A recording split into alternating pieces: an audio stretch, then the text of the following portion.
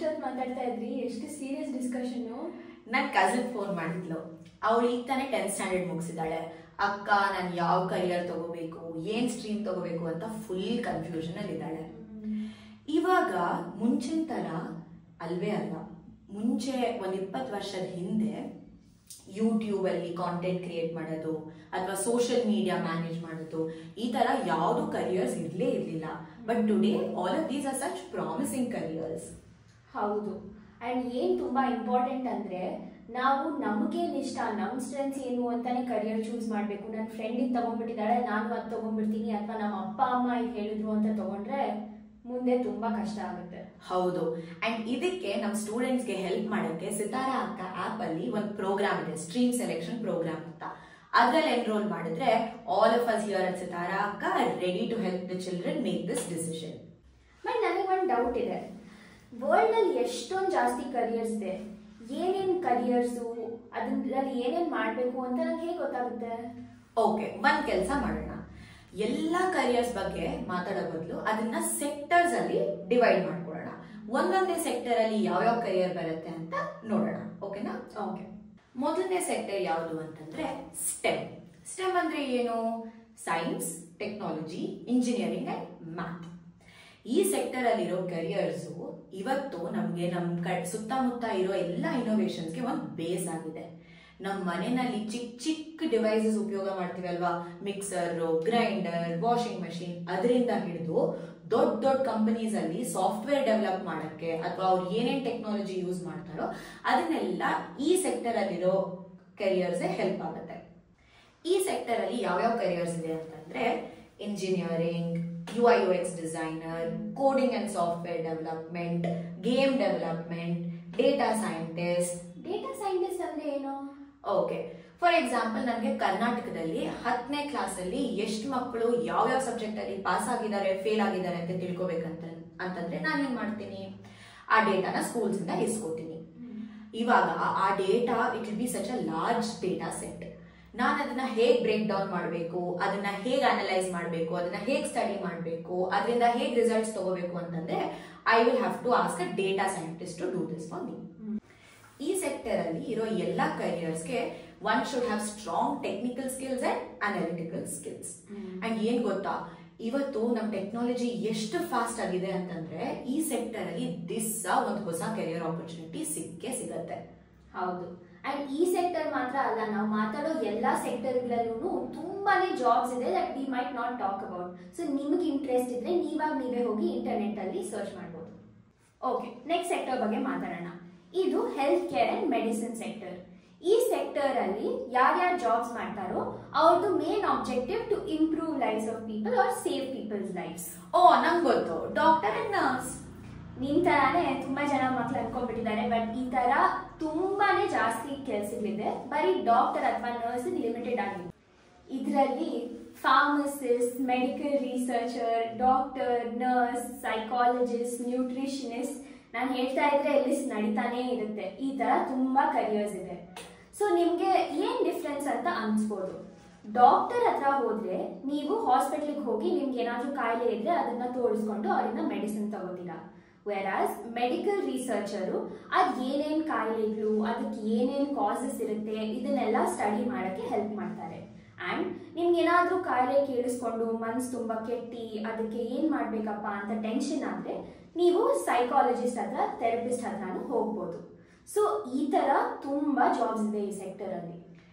ಈ ಸೆಕ್ಟರ್ ಅಲ್ಲಿ ಕೆಲಸ ಮಾಡಬೇಕು ಅಂತಂದ್ರೆ ಯಾರ್ಯಾರಿಗೆ ಜನರನ್ನ ಕಾಪಾಡಬೇಕು, ಅವ್ರಿಗೆ ಬೆಟರ್ ಫೀಲ್ ಅನ್ನಿಸ್ಬೇಕು ಅಂತ ಪ್ಯಾಷನೆಟ್ ಇದ್ರೆ they should definitely explore this. ಇವಾಗ ಒಂದ್ ಸ್ವಲ್ಪ ಸೈನ್ಸ್ ಇಂದ ಆಚೆ ಬರೋಣ. ನೆಕ್ಸ್ಟ್ ಸೆಕ್ಟರ್ ಯಾವುದು ಅಂತಂದ್ರೆ business, finance and entrepreneurship. Business ಅಂದ್ರೆ ಏನು? ನಮಗ್ ನಾವೇ ಒಂದು ಆಪರ್ಚುನಿಟಿನ ಕ್ರಿಯೇಟ್ ಮಾಡ್ಕೊಳ್ಳೋದು, having our own organisation, our own business and managing everything that is related to that. Supraja, ನಿಮ್ಮ ಅಕ್ಕ CA ಅಲ್ವಾ? ಅವಳು ಇದೇ ಸೆಕ್ಟರ್ ಅಲ್ಲಿ ಕೆಲಸ ಮಾಡ್ತಾಳಾ? ಇಲ್ಲ, ಅವಳು ಫೈನಾನ್ಸ್ ಸೆಕ್ಟರ್ ಅಲ್ಲಿ ಕೆಲಸ ಮಾಡ್ತಾಳೆ. ಫೈನಾನ್ಸ್ ಅಂತಂದ್ರೆ ಏನು? ದುಡ್ಡು, ಇನ್ವೆಸ್ಟ್ಮೆಂಟ್, ಇದನ್ನ ಹೇಗ್ ಮ್ಯಾನೇಜ್ ಮಾಡ್ಕೋಬೇಕು, ಇದನ್ನೆಲ್ಲ ಅರ್ಥ ಮಾಡಕ್ಕೆ ಫೈನಾನ್ಸ್ ರಿಲೇಟೆಡ್ ಕರಿಯರ್ಸ್ ತಗೋತಾರೆ. ಅಂಡ್ ಆಂಟ್ರಪ್ರಿನರ್ಶಿಪ್ ಅಂದ್ರೆ ಏನು? Entrepreneurship is in fact one of the most sought after careers ಇವಾಗ. ಇದರಲ್ಲಿ ಜನರು ಯಾವ್ದಾದ್ರು ಒಂದು ಪ್ರಾಬ್ಲಮ್ ನ ಸಾಲ್ವ್ ಮಾಡಕ್ಕೆ ಅವ್ರದೇ ಆದ ಒಂದು ಕಂಪನಿನ ಶುರು ಮಾಡ್ತಾರೆ.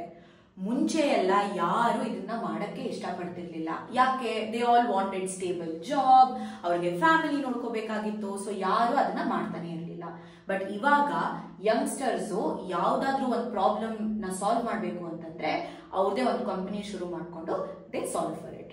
ನಮ್ ಕಂಪನಿನೇ ಇದೆಯಲ್ಲ ಸಿತಾರಾ ಅಕ್ಕ ಅಂತ, ಶ್ರೇಯಾ ಶುರು ಮಾಡ್ಕೊಂಡಿದ್ದಾಳೆ. ಹೌದು. ಸೊ ಈ ಸೆಕ್ಟರ್ ಅಲ್ಲಿ ಯಾವ್ಯಾವ ಕರಿಯರ್ಸ್ ಇದೆ ಅಂತಂದ್ರೆ investment banker, chartered accountant, financial specialist, economist, human resource manager, marketing manager, ಹೇಳ್ತಾ ಹೋದ್ರೆ ಲಿಸ್ಟ್ ದೊಡ್ಡದಾಗಿರುತ್ತೆ. ನಿಮಗೆ business studies, accountancy, economics, commerce ಇಂಥ ಸಬ್ಜೆಕ್ಟ್ಸ್ ಅಲ್ಲಿ ಇಂಟ್ರೆಸ್ಟ್ ಇದ್ರೆ you should definitely take a look at the careers in this sector. Next sector ಯಾವುದು? Next sector arts, media and entertainment. ನಾನು ಈ ಸೆಕ್ಟರ್ ಇಂದಾನೆ ಬರೋದು. ವಾವ್. ಸೊ ಈ ಸೆಕ್ಟರ್ ಅಲ್ಲಿ ನಿಮ್ ಇಮ್ಯಾಜಿನೇಷನ್ ಇಂಪ್ಯಾಕ್ಟ್ ಕ್ರಿಯೇಟ್ ಮಾಡುತ್ತೆ. ಓ, ಇವಾಗ ಫಿಲ್ಮ್ ಸೆಟ್ ಅಲ್ಲಿ ಡೈರೆಕ್ಟರ್ ಲೈಟ್ಸ್, ಕ್ಯಾಮ್ರಾ, ಆಕ್ಷನ್ ಅಂತಾರ ಅವರ? ಕರೆಕ್ಟ್, ಅವರು. ಬಟ್ ಇದ್ ಮಾತ್ರ ಅಲ್ಲ, ಮ್ಯೂಸಿಕ್ ಅಂಡ್ ಡಾನ್ಸ್ ಇಂದ ತಗೊಂಡು ಡಿಸೈನ್ ಅಂಡ್ ಡಿಜಿಟಲ್ ಮೀಡಿಯಾ ತನಕ ಏನೇನ್ ಕರಿಯರ್ಸ್ ಬರುತ್ತೋ ಅದೆಲ್ಲ ಈ ಸೆಕ್ಟರ್ ಅಲ್ಲೇ ಬರೋದು. ಸೊ ನೀವೆಲ್ಲ ಯೂಟ್ಯೂಬು, ನೆಟ್ಫ್ಲಿಕ್ಸು ಶೋಸ್ ಎಲ್ಲ ನೋಡ್ತಾ ಇರ್ಬೋದು. ಸೊ ಆ ಶೋಸ್ ಅಲ್ಲಿ ನೋಡುವಂತ ಕೆಲ್ಸಗಳೆಲ್ಲ ಫ್ರಮ್ ದಿ ಆಕ್ಟರ್ಸ್, ಡಿರೆಕ್ಟರ್ಸ್, ಹಿಂದ್ಗಡೆ ಮಾಡುವಂತ ಕ್ರೂ, ಅವರೆಲ್ಲಾನು ಈ ಸೆಕ್ಟರ್ ಅಲ್ಲೇ ಫಾಲೋ ಆಗೋದು.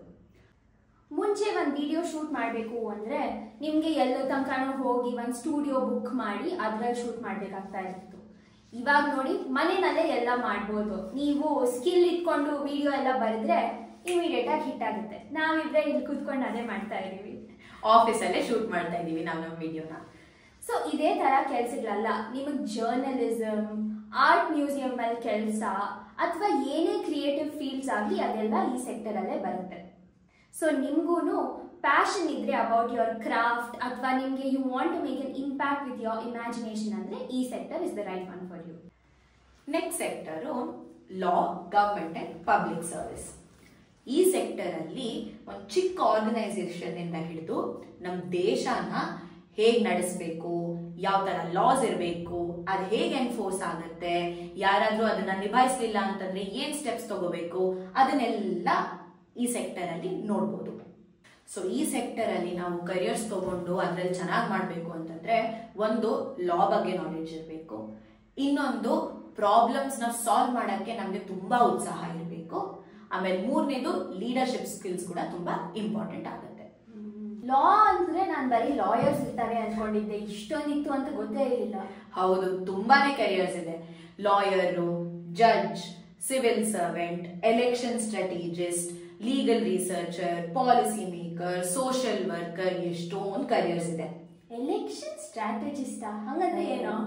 ಮುಂಚೆ ಎಲ್ಲ ಎಲೆಕ್ಷನ್ಸ್ ನಡಿಬೇಕಾದ್ರೆ ಪೊಲಿಟಿಷಿಯನ್ಸ್ ಒಂದೊಂದೇ ಮನೆಗೆ ಹೋಗ್ಬಿಟ್ಟು ನಮಗ್ ವೋಟ್ ಮಾಡಿ ಅಂತ ಕೇಳ್ಕೊತಿದ್ರು. ಇವಾಗ ಹಂಗಾಗತ್ತಾ? ನಮ್ ದೇಶದಲ್ಲೇ ಎಷ್ಟೊಂದ್ ಜನ ಇದ್ದಾರೆ, ಎಷ್ಟೊಂದ್ ಜನ ಎಲೆಕ್ಷನ್ಗೆ ನಿಂತ್ಕೋತಾರೆ. ಸೊ ಈ ಎಲೆಕ್ಷನ್ ಸ್ಟ್ರಾಟಜಿಸ್ಟ್ ಏನ್ ಮಾಡ್ತಾರೆ, ಒಂದ್ ಕ್ಯಾಂಡಿಡೇಟ್ ನ ಅಸೆಸ್ ಮಾಡ್ತಾರೆ, ಅವ್ರಿಗೆ ಏನ್ ಸ್ಟ್ರೆಂತ್ಸ್ ಇದೆ, ಅವ್ರಿಗೆ ಏನ್ ವೀಕ್ನೆಸಸ್ ಇದೆ, ಜನರನ್ನ ಅವ್ರು ಹೇಗೆ ಅಪ್ರೋಚ್ ಮಾಡಿದ್ರೆ ಜಾಸ್ತಿ ವೋಟ್ ಸಿಗತ್ತೆ ಅಂತ ಎಲ್ಲ ಅವ್ರಿಗೆ ಹೇಳ್ತಾರೆ. ಹೇಳ್ಬಿಟ್ಟು ಒಂದು ಕ್ಯಾಂಪೇನ್ ನ ಫಾರ್ಮ್ ಮಾಡಿ ಕೊಡ್ತಾರೆ. ವಾವ್, ಸಖತ್ ಇಂಟ್ರೆಸ್ಟಿಂಗ್. ಹೌದು. ಓಕೆ, ಇವಾಗ ನೆಕ್ಸ್ಟ್ ಸೆಕ್ಟರ್ ಹೋಗೋಣ. ಈ ಸೆಕ್ಟರ್ ನೀವಂತೂ ಕೇಳಿರ್ತೀರಾ. ಇದು ಎಜುಕೇಶನ್ ಅಂಡ್ ಟ್ರೈನಿಂಗ್. ಈ ಸೆಕ್ಟರು ಬರೀ ಟೀಚಿಂಗ್ ಅಂಡ್ ಎಜುಕೇಶನ್ ಮಾತ್ರ ಅಲ್ಲ, but it's more about guiding, mentorship, ಈ ತರ ಎಲ್ಲ ಜಾಬ್ಸ್ ಈ ಸೆಕ್ಟರ್ ಅಲ್ಲಿ ಬೀಳುತ್ತೆ. ಸೊ ನಿಮ್ಗೆ ಅನ್ಕೊಂಡಿರ್ಬೋದು ಈ ತರ ಬರೀ ಟೀಚರ್ಸ್ ಅಥವಾ ನಮ್ಗೆ ಹೇಳ್ಕೊಡೋ ಅಂತ ಸ್ಕೂಲ್ ಟೀಚರ್ಸ್, ಕಾಲೇಜ್ ಟೀಚರ್ಸ್ ಎಲ್ಲ ಈ ಫೀಲ್ಡ್ ಅಲ್ಲಿ ಬರ್ತಾರೆ ಅಂತ. ಬಟ್ ಇದ್ ಮಾತ್ರ ಅಲ್ಲ, ನಾವು ನಮ್ ಕ್ಲಾಸ್ ರೂಮ್ಸು ಬರೀ ಸ್ಕೂಲ್ ಇಂದ ಚೇಂಜ್ ಆಗೋಗಿದೆ. ನಾವು ಎಷ್ಟೊಂದು ಜಾಗದಿಂದ ಕಲಿಬಹುದು, ಆನ್ಲೈನ್ ಕೂಡ ಕಲಿಬಹುದು. ಸೊ ಈ ಸೆಕ್ಟರ್ ಅಲ್ಲಿ ಜಾಬ್ಸ್ ತುಂಬಾನೇ ಜಾಸ್ತಿ ಆಗೋಗಿದೆ. ಓ, ನಮ್ ಸಿತಾರಾ ಅಕ್ಕನು ಇದೇ ಸೆಕ್ಟರ್ ಅಲ್ಲಿ ಬೀಳುತ್ತೆ ಅಲ್ವಾ? ಹೌದು, ಸಿತಾರಾ ಅಕ್ಕ 100% ಈ ಸೆಕ್ಟರ್ ಅಲ್ಲಿ ಬೀಳುತ್ತೆ. ಸೊ ನಮ್ ಎಜುಕೇಶನ್ ಸೆಕ್ಟರ್ ಅಲ್ಲಿ ಯಾವ ತರ ಜಾಬ್ಸ್ ಬರ್ಬೋದು? ಟೀಚರು, ಪ್ರೊಫೆಸರು ಅದ್ ಬರುತ್ತೆ. ಅದ್ ಬಿಟ್ಟು ಕೂಡ education policy maker, career counsellor, curriculum developer, special needs educator, corporate trainer. ಹಾಗಂದ್ರೆ ಹೌದು, ಇವಾಗ ಬರೀ ಎಜುಕೇಶನ್ ಅಂದ್ರೆ ಕ್ಲಾಸ್ ರೂಮ್ಸ್ ಅಲ್ಲಿ ಸ್ಕೂಲ್ಸ್ ಅಲ್ಲಿ ನಡೆಯುವಂತದ್ದಲ್ಲ. ಇವಾಗ ದೊಡ್ಡ ದೊಡ್ಡ ಕಂಪನಿನಲ್ಲಿ ಕಾರ್ಪೊರೇಟ್ ಟ್ರೈನಿಂಗ್ ಅಂತಾನೂ ಇದೆ. ಸೊ ಅಲ್ಲೂ ಕಲ್ತ್ಕೋಬಹುದು ಅಂಡ್ ಅಲ್ಲೂ ಟ್ರೈನಿಂಗ್ ನಡೆಯುತ್ತೆ. COVID-19 ಆದ್ಮೇಲಂತೂ ನಮ್ಮ ಎಜುಕೇಶನ್ ಸೆಕ್ಟರೇ ಫುಲ್ ಚೇಂಜ್ ಆಗೋಗಿದೆ. ಬರೀ ಕ್ಲಾಸ್ ರೂಮ್ಸ್ ಅಲ್ಲಿ ಸ್ಕೂಲ್ಸ್ ಅಲ್ಲಿ ಓದುವಂತದ್ದಿಲ್ಲ, ಇವಾಗ ಎಡ್ ಟೆಕ್ ಅನ್ನೋ ಫೀಲ್ಡ್ ಕೂಡ ಬಂದಿದೆ. ನಾವು ಹೇಳ್ತಾ ಇದ್ವಲ್ಲ, ಸಿತಾರಾ ಅಕ್ಕನು ಎಡ್ ಟೆಕ್. ಸೊ ಡಿಜಿಟಲಿ ಕಲಿಯುವಂತ ಫೀಲ್ಡ್ಸ್ ಎಲ್ಲಾನು ಕೂಡ ಎಜುಕೇಶನ್ ಸೆಕ್ಟರ್ ಅಲ್ಲೇ ಬರುತ್ತೆ. ಅಂಡ್ ಈ ಸೆಕ್ಟರ್ ಅಲ್ಲಿ ನಿಮಗೆ ಕೆಲಸ ಮಾಡಬೇಕು ಅಂದ್ರೆ ನಿಮಗೆ ತುಂಬಾ ಸ್ಕಿಲ್ಸ್ ಬೇಕು. ಕಮ್ಯುನಿಕೇಶನ್ ಸ್ಕಿಲ್ಸ್, ಪೇಷನ್ಸ್, ಲರ್ನ್ ಮಾಡಕ್ಕೆ, ಹೇಳ್ಕೊಡಕ್ಕೆ ಆ ಪ್ಯಾಷನ್ ಅದೆಲ್ಲ ಇದ್ರೆ you will do well in this sector. Next sector ಯಾವ್ದು ಗೊತ್ತಾ? Environment and sustainability. ಇವಾಗ ಶಿಖಾ 1-2 ವರ್ಷದ ಮುಂಚೆ ಎಲ್ಲ ಸೀಸನ್ಸ್ ನಮ್ಗೆ ಕರೆಕ್ಟ್ ಆಗಿ ಗೊತ್ತಾಗ್ತಿತ್ತು. ಇವಾಗ ಇಡೀ ವರ್ಷ ಸೆಕೆ ಆಗತ್ತೆ, ಮಳೆ ಬರುತ್ತೆ, ಚಳಿ ಆಗತ್ತೆ, ಯಾವಾಗ ಏನಾಗತ್ತೆ ಅಂತ ನಮಗೆ ಗೊತ್ತಿರಲ್ಲ. ಇದೆಲ್ಲ ಯಾಕೆ? ಗ್ಲೋಬಲ್ ವಾರ್ಮಿಂಗ್, ಕ್ಲೈಮೇಟ್ ಚೇಂಜ್, ಇಂಥ ಪ್ರಾಬ್ಲಮ್ಸ್ ಇಂದಾನೆ ಇದೆಲ್ಲ ಆಗ್ತಾ ಇರೋದು. ಈ ಪ್ರಾಬ್ಲಮ್ಸ್ ನ ಸಾಲ್ವ್ ಮಾಡಬೇಕು ಅಂತ ಅಂದ್ರೆ ಜನರು ಈ ಎನ್ವೈರನ್ಮೆಂಟ್ ಅಂಡ್ ಸಸ್ಟೈನಬಿಲಿಟಿ ಸೆಕ್ಟರ್ ಅಲ್ಲಿ ಕರಿಯರ್ಸ್ ನ ಸೆಲೆಕ್ಟ್ ಮಾಡ್ಕೋತಾರೆ. ನನ್ಗೆ ಈ ಸೆಕ್ಟರ್ ಅಲ್ಲಿ ತುಂಬಾನೇ ಇಂಟ್ರೆಸ್ಟ್ ಇದೆ, ಬಟ್ ನನ್ಗೆ ಯಾವ ತರ ಕರಿಯರ್ಸ್ ಇದೆ ಅಂತ ಇಮ್ಯಾಜಿನ್ ಮಾಡ್ಕೊಳಕ್ ಆಗ್ತಾ ಇಲ್ಲ. ಕೆಲವು ಕರಿಯರ್ಸ್ ಏನು ಅಂತಂದ್ರೆ environment specialist, marine biologist, wildlife conservationist, organic farming, environmental lawyer. ಇವಾಗ ಎನ್ವೈರನ್ಮೆಂಟಲ್ ಲಾಯರ್ ಅಂತಂದ್ರೆ ಇದರಲ್ಲಿ 2 ಸೆಕ್ಟರ್ ಓವರ್ಲ್ಯಾಪ್ ಆಗುತ್ತೆ. ಒಂದು ಎನ್ವೈರನ್ಮೆಂಟ್, ಇನ್ನೊಂದು ನಾವು ಅವಾಗಲೇ ಮಾತಾಡಿದ್ವಲ್ಲ ಲಾ ಅಂಡ್ ಗವರ್ನೆನ್ಸ್. ಸೊ ಒಂದು ಎನ್ವೈರನ್ಮೆಂಟ್ ಲಾಯರ್ಗೆ 2 ಸೆಕ್ಟರ್ಸ್ ಬಗ್ಗೆ ನಾಲೆಜ್ ಇರಬೇಕು. ಇವಾಗ ಪಾಸ್ಟ್ 5-10 ಇಯರ್ಸ್ ಇಂದ ಈ ಸೆಕ್ಟರ್ ತುಂಬಾನೇ ಬೆಳ್ಕೊಂಡ್ಬಿಟ್ಟಿದೆ. ಯಾಕಂತಂದ್ರೆ ನಮ್ ಪ್ರಾಬ್ಲಮ್ಸ್ ಹೆಚ್ಚಾಗ್ತಾ ಹೋಗ್ತಾ ಇದೆ. ಟೆಕ್ನಾಲಜಿ ಬೆಳೆದಷ್ಟು ಒಂದಂತೂ ಅದು ಒಳ್ಳೇದೇ ನಮಗೆ, ಬಟ್ ಅದರಿಂದ ಈ ಕ್ಲೈಮೇಟ್ ಚೇಂಜು, ಈ ನಮ್ ಜಗತ್ತಿನ ಪ್ರಾಬ್ಲಮ್ಸ್ ಕೂಡ ಹೆಚ್ಚಾಗ್ತಾನೆ ಇದೆ. ಸೊ ಯಾರ್ಯಾರಿಗೆ ನಮ್ ಜಗತ್ ಬಗ್ಗೆ ಜಾಸ್ತಿ ಚಿಂತೆ ಇದೆಯೋ, ಆ ಪ್ರಾಬ್ಲಮ್ಸ್ ನ ಸಾಲ್ವ್ ಮಾಡ್ಬೇಕು ಅಂತ ಅನ್ಸತ್ತೋ, they should take careers in this particular sector. ಇವಾಗ ನೆಕ್ಸ್ಟ್ ಸೆಕ್ಟರ್ ಬಗ್ಗೆ ಮಾತಾಡೋಣ. ಅದು ಸ್ಪೋರ್ಟ್ಸ್, ಫಿಟ್ನೆಸ್ ಅಂಡ್ ರಿಕ್ರಿಯೇಷನ್. ನಿಮ್ಗೆಲ್ಲರಿಗೂ ಕೇಳಿದ್ರೆ ಒಂದ್ ಸ್ವಲ್ಪ ಕರಿಯರ್ಸ್ ಆಲ್ರೆಡಿ ತಲೆಗೆ ಬರ್ತಾ ಇರ್ಬೋದು. ಸ್ವಲ್ಪ ವರ್ಷದ ಹಿಂದೆ ನಾವು ಅನ್ಕೋತಾ ಇದ್ವಿ ಈ ತರ ಸ್ಪೋರ್ಟ್ಸ್ ಆಡಿದ್ರೆ ಅದು ಬರೀ ಒಂದು pastime activity, break time ಅಲ್ಲಿ ಹೋಗಿ ಕ್ರಿಕೆಟ್ ಆಡೋಣ ಅಥವಾ ಟೆನ್ನಿಸ್ ಆಡೋಣ ಅಂತ. ಬಟ್ ಇವಾಗ ಈ IPL ಬಿಡ್ಡಿಂಗ್ ನ ನೋಡಿದ್ರೆ ನಿಮಗೆ ಗೊತ್ತಾಗುತ್ತೆ ಎಷ್ಟು ದೊಡ್ಡ ಕರಿಯರ್ ಅಂತ. ಇವಾಗ ನೀವು ನೋಡಿದ್ರೆ ನಮ್ ಫುಲ್ ಜನರೇಷನ್ನೇ ತುಂಬಾ ಹೆಲ್ತ್ ಕಾನ್ಶಿಯಸ್ ಆಗೋಗಿದ್ದಾರೆ. ಎಲ್ಲರಿಗೂ ಫಿಟ್ ಆಗಿರ್ಬೇಕು, ಎಲ್ಲರಿಗೂ ಸ್ಟ್ರಾಂಗ್ ಆಗಿರ್ಬೇಕು. ಸೊ ಅದಕ್ಕೇನೆ ಈ ಫಿಟ್ನೆಸ್ ಫೀಲ್ಡ್ ಅಲ್ಲೂ ತುಂಬಾ ಜಾಬ್ಸ್ ಇದೆ. ಈ ಫೀಲ್ಡ್ ಅಲ್ಲಿ ಯಾವ ತರ ಜಾಬ್ಸ್ ಇದೆ ಅಂದ್ರೆ fitness instructor, coach, trainer, sports psychologist, yoga instructor and ನಾನು ಹೇಳ್ತಾ ಇದ್ರೆ ಹೇಳ್ತಾನೆ ಹೋಗ್ಬೋದು. ಶಿಖಾ ಅಂದ್ರೆ ನಿಮ್ಮ ಅಮ್ಮನೂ ಇದೇ ಸೆಕ್ಟರ್ ಅಲ್ಲಿ ಕೆಲಸ ಮಾಡ್ತಾರೆ ಅಲ್ವಾ? ಹೌದು, ಅವರು ಒಂದು ಫಿಟ್ನೆಸ್ ಇನ್ಸ್ಟ್ರಕ್ಟರ್. ಈ ಫೀಲ್ಡ್ ಅಲ್ಲಿ ಇರ್ಬೇಕು ಅಂದ್ರೆ ನಿಮ್ಗೆ ತುಂಬಾ ಸ್ಟ್ರೆಂತ್, ರೆಸಿಲಿಯನ್ಸ್, ಎನರ್ಜಿ ಇದೆಲ್ಲ ಇರಬೇಕು. And you have to keep updating your knowledge about the fitness world. ಹೌದು. ಸೊ ನಮ್ಗೆ ಏನ್ ಅರ್ಥ ಆಗ್ತಾ ಇದೆ ಅಂತಂದ್ರೆ, ಒಂದ್ ಕಡೆ ನಮ್ ಸ್ಪೋರ್ಟ್ಸ್ ಪರ್ಸನ್ಸ್, ಪ್ಲೇಯರ್ಸ್ ಅವರೆಲ್ಲ ನಮ್ ದೇಶನ ರೆಪ್ರೆಸೆಂಟ್ ಮಾಡ್ಬೋದು, ಅವ್ರನ್ನ ರೆಪ್ರೆಸೆಂಟ್ ಮಾಡ್ಕೋತಾರೆ ಇಂಟರ್ನ್ಯಾಷನಲ್ ಲೆವೆಲ್ ಅಲ್ಲಿ. ಇನ್ನೊಂದ್ ಕಡೆ ಅವ್ರನ್ನ ಹೆಲ್ಪ್ ಮಾಡುವಂತ ಕೋಚಸ್, ಟ್ರೈನರ್ಸ್, ಅವ್ರಿಗೆ ಏನಾದ್ರು ಮೆಂಟಲ್ ಹೆಲ್ತ್ ಅಲ್ಲಿ ಹೆಲ್ಪ್ ಬೇಕು ಅಂದ್ರೆ ಸ್ಪೋರ್ಟ್ಸ್ ಸೈಕಾಲಜಿಸ್ಟ್, ಇವರೆಲ್ಲ ಅವ್ರಿಗೆ ಹೆಲ್ಪ್ ಮಾಡ್ತಾರೆ. ಹೌದು.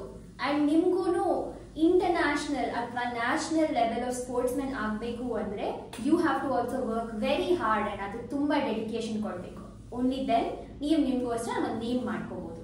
ಹಬ್ಬ, ನಾವ್ ಎಷ್ಟೊಂದು ಸೆಕ್ಟರ್ಸ್ ಬಗ್ಗೆ ಮಾತಾಡಿದೀವಿ. ಇವಾಗ ಒಂದು ಲಾಸ್ಟ್ ಸೆಕ್ಟರ್ ಬಗ್ಗೆ ಮಾತಾಡೋಣ. ಲಾಸ್ಟ್ ಅಂದ್ರೆ ಬರೀ ಈ ವಿಡಿಯೋಗೆ ಇದನ್ ಬಿಟ್ಟು ಕೂಡ ಇನ್ನೂ ಜಾಸ್ತಿ ಸೆಕ್ಟರ್ಸ್ ಇರುತ್ತೆ. ಇವಾಗ ಸ್ಪೇಸ್ ಅಂಡ್ ಏರೋಸ್ಪೇಸ್ ಸೆಕ್ಟರ್ ಬಗ್ಗೆ ಮಾತಾಡೋಣ. ಈ ಸೆಕ್ಟರ್ ಏನು? ಈ sector is all about aviation, space technology, satellite technology, space exploration. ಈ ನಡುವೆ ಅಂತೂ ಎಷ್ಟೊಂದು ರಾಕೆಟ್ಗಳು ಅರ್ತ್ ಅನ್ನ ಬಿಟ್ಬಿಟ್ಟು ಸ್ಪೇಸ್ ಎಕ್ಸ್ಪ್ಲೋರ್ ಮಾಡಕ್ ಹೋಗ್ತಾ ಇದೆ ಅಲ್ವಾ? ಹೌದು. ಇವಾಗ ರೀಸೆಂಟ್ ಆಗಿ ಸುನೀತಾ ವಿಲಿಯಮ್ಸ್ ಕೂಡ ಮೂನ್ ವರ್ಗೂ ಹೋಗಿ ಬಂದ್ರು. ಈ ಸೆಕ್ಟರ್ ಅಲ್ಲಿ ತುಂಬಾ ಇಂಟ್ರೆಸ್ಟಿಂಗ್ ಏನು ಅಂತಂದ್ರೆ, ನಮ್ಮ ಅರ್ತ್ ನ ಬಿಟ್ಟು ಅದ್ರ ಆಚೆ ಏನೇನಿದೆಯೋ ಅದ್ರ ಬಗ್ಗೆ ಓದಕ್ ಸಿಗತ್ತೆ. ಎಷ್ಟು ಇಂಟ್ರೆಸ್ಟಿಂಗ್ ಅಲ್ವಾ? ಹೌದು. ಸೊ ಕೆಲವು ಕೆರಿಯರ್ಸ್ ಏನು ಅಂತಂದ್ರೆ, ಫಸ್ಟ್ ಮೋಸ್ಟ್ ಇಂಪಾರ್ಟೆಂಟ್ ಪೈಲಟ್. ನಾವು ಎಲ್ಲಾನ ಸುತ್ತಕ್ ಹೋಗ್ಬೇಕು, ನಮ್ಮ ಊರಿಂದ ಆಚೆ ಹೋಗ್ಬೇಕು ಅಂತಂದ್ರೆ ಇವ್ರು ತುಂಬಾ ಇಂಪಾರ್ಟೆಂಟ್ ಆಗ್ತಾರೆ. ಮತ್ತೆ ಏರ್ ಹೋಸ್ಟೆಸ್ ಇದೇ ಸೆಕ್ಟರ್ ಅಲ್ಲಿ ಬೀಳ್ತಾರಾ? ಹೌದು, ಕರೆಕ್ಟ್. ಅದು ಬಿಟ್ಟು air traffic controller, space technician, astronaut, astrophysicist, ಆಮೇಲೆ ರಾಕೆಟ್ ಸೈಂಟಿಸ್ಟ್, ಇಂಥದೆಲ್ಲ ತುಂಬಾ ಕರಿಯರ್ಸ್ ಇದೆ. ನಮ್ ಬೆಂಗಳೂರಲ್ಲೇ HAL ಅಂತ ಒಂದಿದೆ. ಹಂಗಂದ್ರೆ ಏನು? ಹಿಂದೂಸ್ತಾನ್ ಏರೋನಾಟಿಕ್ಸ್ ಲಿಮಿಟೆಡ್ ಅಂತ. ಅದು ಒಂದು ದೊಡ್ಡ ಏರೋಸ್ಪೇಸ್ ಅಂಡ್ ಡಿಫೆನ್ಸ್ ಕಂಪನಿ. ನಾವ್ ಅಲ್ಲಿಗೆ ಹೋದ್ರೆ ಈ ಎಲ್ಲಾ ಕರಿಯರ್ಸ್ ನ ತಗೊಂಡಿರೋರು ಮತ್ತೆ ಅಲ್ಲಿ ಕೆಲಸ ಮಾಡ್ತಿರೋರ್ನ ನೋಡ್ಬೋದು. It's a very nice place to go and visit. ನಮ್ಗೆ ಈ ಸೆಕ್ಟರ್ ಅಲ್ಲಿ ಇಂಟ್ರೆಸ್ಟ್ ಇದೆ. ಈ ಸೆಕ್ಟರ್ ಅಲ್ಲಿ ಕರಿಯರ್ಸ್ ತಗೋಬೇಕು ಅಂತಂದ್ರೆ ನಮಗೆ ಫಿಸಿಕ್ಸ್, ಆಮೇಲೆ ಇಂಜಿನಿಯರಿಂಗು, ಇಂಥ ಸಬ್ಜೆಕ್ಟ್ಸ್ ಅಲ್ಲಿ ಇಂಟ್ರೆಸ್ಟ್ ಇರಬೇಕು.